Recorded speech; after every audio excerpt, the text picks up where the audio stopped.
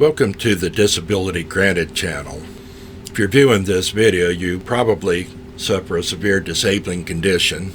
You have no job, little income, if any, inadequate health care, and you've got bills, and more bills, maybe less friends, and not much more. You need Social Security disability. However, you don't have the work credits to qualify for SSDI, Social Security Disability Insurance. That leaves Supplemental Security Income, which is SSI. Are you eligible for SSI? Well, let's look at the requirements for 2023. SSI is a welfare program for adults who are age 65 and older, or adults who are blind, or adults who have a severe disabling condition. To be eligible, an applicant must have limited income. In 2023, that includes less than $1,913 monthly in wages, before taxes and other deductions, or self-employment after deduction of allowable business expenses. For a qualified couple, that amount is limited to $2,827 monthly. Listen, if you have a disability and expenses related to work and your wages or income exceed those amounts, you may still be eligible for SSI. SSI also considers pensions and gifts as income. To be eligible for SSI, an individual's pensions or gifts may not exceed so-called countable income of $934 monthly for an individual, or $1,391 monthly for a qualified couple. Those numbers are the administration's SSI federal benefit rates. You probably don't understand income, as does Social Security, specifically SSI. Nothing is simple with SSI. SSI has 5 types of income. They have earned income, unearned income, they have in-kind income, and they have deemed income.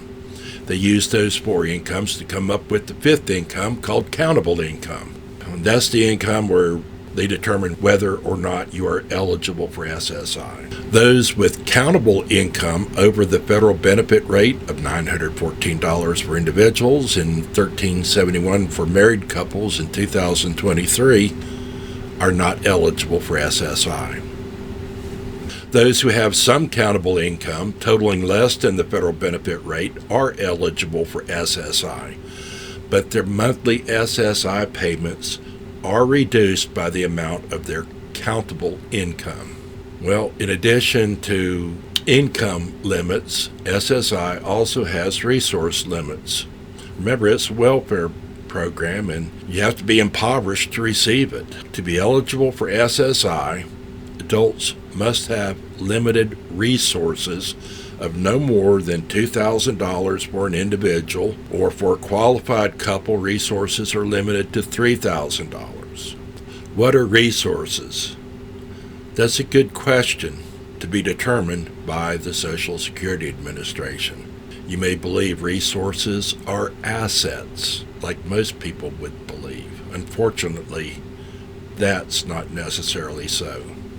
Another eligibility requirement for SSI involves citizenship and residency. To be eligible for SSI, adults must be U.S. citizens, nationals of the U.S., or certain qualified non-citizens. To be eligible for SSI, adults must reside in one of the 50 states, the District of Columbia, or the Northern Mariana Islands. But the Social Security Administration says eligibility doesn't include Puerto Rico, Guam, or the United States Virgin Islands. Why is that? However, children of military parents assigned to permanent duty outside the U.S. and certain students temporarily abroad may receive SSI payments outside the U.S. So what about children? Are children eligible for SSI?